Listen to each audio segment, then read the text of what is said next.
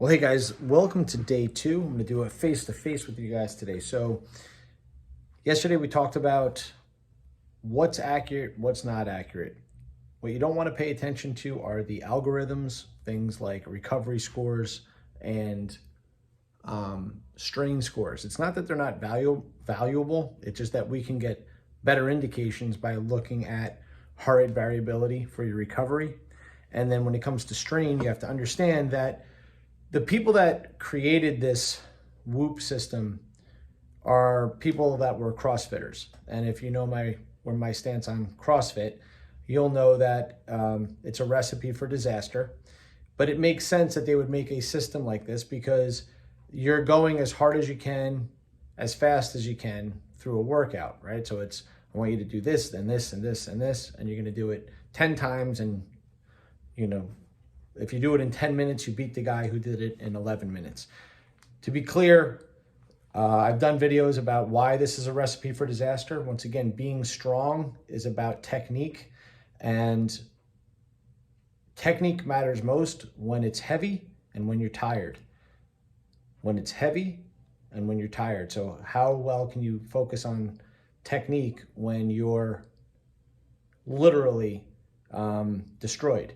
Now I say that, and I'm just, I'm going to tell you this, not to impress you, but to impress upon you that I have entered CrossFit competitions and beaten people half my age. And it's not because I train via CrossFit. It's because I train the way I train, which transitions into beating people in CrossFit. And I am happy to send those YouTube videos seeing me beat those people in CrossFit, and not just beating them, destroying them literally for money. Half their time, cut the time in half, and I still would have beaten them. And I'm twice their age. Again, I'm not saying that to impress you. I'm telling you guys this, that the people that created this system created it for a particular kind of workout. So the strain score makes sense in that regard. But if you train the way you're supposed to train, which means you do a particular amount of weight at a particular percentage, you do a particular amount of sets, you give yourself appropriate rest, you focus on technique, you get the weight appropriately heavy during the week, right? That doesn't mean every workout you're going 100% intensity, meaning 1 rep maxes. You're not doing that. This is how you train to get strong, okay, and not get injured. You train to get strong, not get injured. So again, when you're looking at recovery scores, pay attention to heart rate variability. How does heart rate variability improve? You get enough sleep. You want to understand how to improve your sleep? You go back and listen to my sleep seminars, or you can go onto YouTube and listen to Matthew Walker be interviewed on Joe Rogan, which is like a 2.5-hour podcast, or you could just listen to me explaining everything that Matthew Walker says in those 2.5 hours in the 20-minute video that I did. If you scroll down on my videos, you'll see I actually did 2 different videos on sleep. You can also order Matthew Walker's book, but improving your sleep is critical. It's easily more than 1/3 of the variable to improve heart rate variability. Next is avoiding things like alcohol, bad foods, making sure that your body weight's at an appropriate level, right?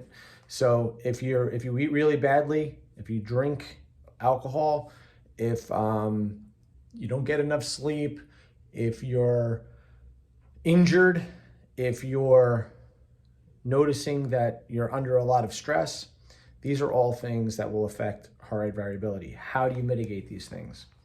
Well, number one is, other than improving your sleep, the way I described in all those videos, you can also do breath work. And breath work is something that I want to take a step back and revisit.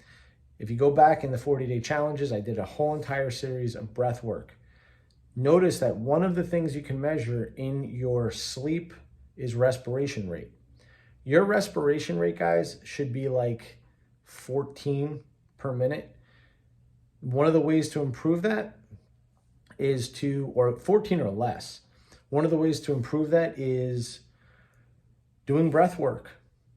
Again, some of you are new, and I understand that what I may be saying here may be a little bit over your head, but that's why I make these YouTube videos. You can go back and you can look at the titles and you can see for yourself what I'm talking about. But taping your mouth shut, if you're a mouth breather, that is, again, nitric oxide is where it's at, guys. It's through the parasinuses that you're creating the nitric oxide, and that will slow your respiration down.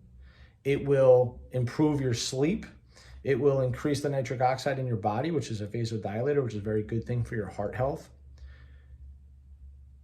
Getting very used to doing breath work is important. So instead of doing the breath work in the morning, some of you could do it at night. So if you notice that your respiration rate at night is high, try doing the breath work for 10 minutes. The breath work that I walked everybody through is just about 10 minutes worth of breath work.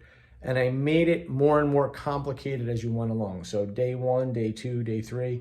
And I tried to do a sort of education along the way in those breathwork videos as we progressed, how we were progressing, why we were progressing.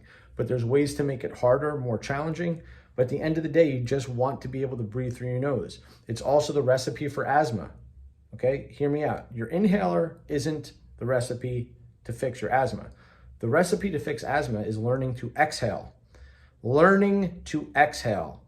Everybody needs to learn to exhale. So if you want to improve your respiration rate, which is part of how you improve heart rate variability, you learn to breathe. You learn to breathe through your nose. You learn how to exhale. Most people, even if you're not asthmatic, don't know how to exhale. We are chronic inhalers because we sit all day, lock our diaphragm down. Many videos on this in the past, guys. Lots of stuff in breathing in the YouTube videos. So again, pay attention to heart rate variability. Pay attention to your sleep and the scores, making sure that how many disturbances are you getting? How much deep sleep are you getting? How much REM sleep are you getting? You want to get about 2 hours of deep, 2 hours of REM. You want to make sure you're going through the sleep cycles. And when I set the video back up again for going through sleep, I'm going to show you what that should look like. But in order to improve the variables that we spoke about yesterday, don't pay attention to recovery because heart rate variability will follow recovery. Make sure instead you think about, how do I improve my heart rate variability? I get enough sleep, I stay away from alcohol, I eat appropriately, I get myself out of pain, I breathe correctly. These are all things that matter. And then supplementation. The supplementation is a huge important part of this. You'll notice that when you set up your Whoop, it asks you particular questions. Those of you that are unfamiliar, the starting point for everybody, guys, is magnesium every night. Okay, take magnesium every night. Take a quality fish oil at least once a day. Take your vitamin D3 with K2 every day. This has been for 20 years. I've been telling people this. That's your starting point. Some people need other things. If you're on a statin, you need ubiquinol. Again, previous YouTube videos, I've gone through the supplements I take and why, as well as delved into supplements that other people should take and why. All topics that you can re-engage if you wish.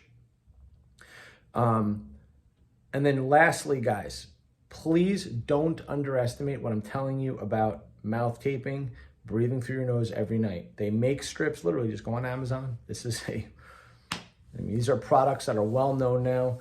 And if you want more information on that, I can send it to you. I've already sent it out to many other groups in the past, but this is a serious thing, guys. Sleep apnea, the reason why sleep apnea is a big deal is because people die of heart attacks. Why are they dying of heart attacks? It's because they're not getting the nitric oxide into their bodies because they're mouth breathing. It also messes up your teeth. It messes up your face at a young age as your face is developing, as your teeth are developing. This is one of the things that creates a poor jaw and tooth structure, as well as improper facial features growing up. That's actually a problem that I had growing up. I shared this information in the past. I actually had a nose surgery that was supposed to be 20 minutes, it wound up being 4 hours. Part of that had to do that I did a lot of boxing in high school and college. I probably broke my nose 4 or 5 times without knowing it. But I eventually got the surgery, but to this day, I still have difficulty. So guys, it doesn't matter what the challenges are, you find a way to fix it. I have plenty of challenges with my body, my health. I don't look for excuses, I look for ways to fix it. There are ways to fix it. The key is to be vigilant and understand the value of what you're doing. All right, everybody.